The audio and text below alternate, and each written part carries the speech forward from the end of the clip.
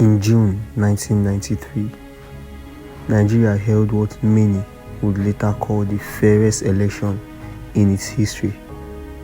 Millions voted, the results were clear, and then the results disappeared. This is the story of the vote that was erased and the crisis that followed. In the early 1990s, Nigeria was under military rule. Power did not come from ballots, it came from uniforms and guns. For years, Nigerians had lived without a real voice. Governments changed, but always through force. By 1993, the pressure was overwhelming. Protests.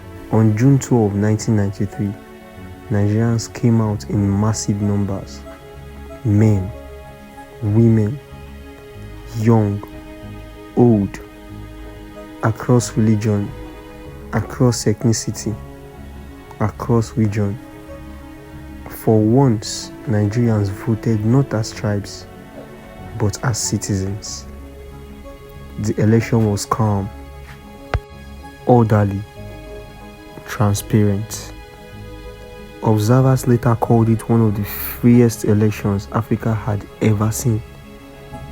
Early results showed a clear winner, Moshood Kashimawo Abiola, a businessman, a unifier, a symbol of hope. Nigeria was finally choosing its own future.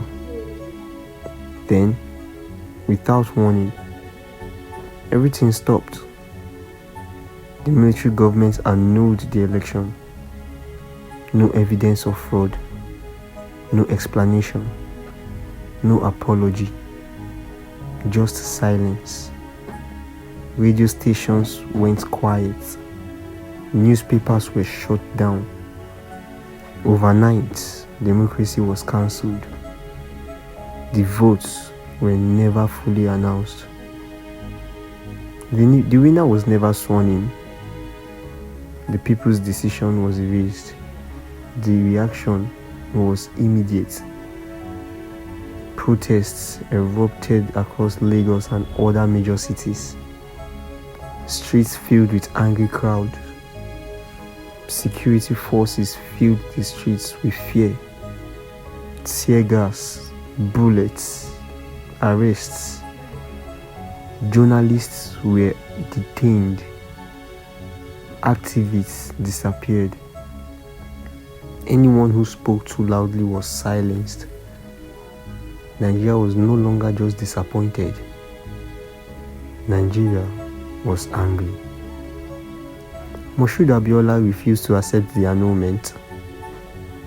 In 1994, he declared himself the rightful president.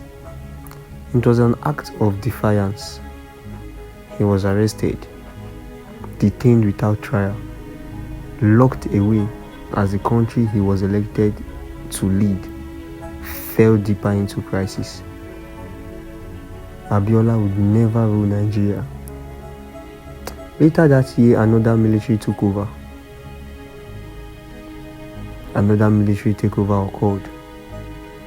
A new ruler emerged, General Sani Abacha.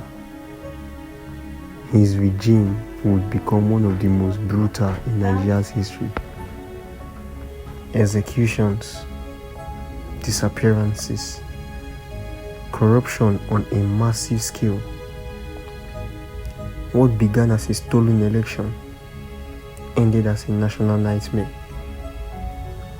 Abiola died in detention in the year 1998.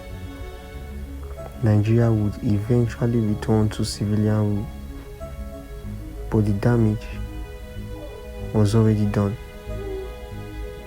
Trust was broken, lives were lost, and the generation learned a painful lesson that democracy can exist on paper and still be taken away.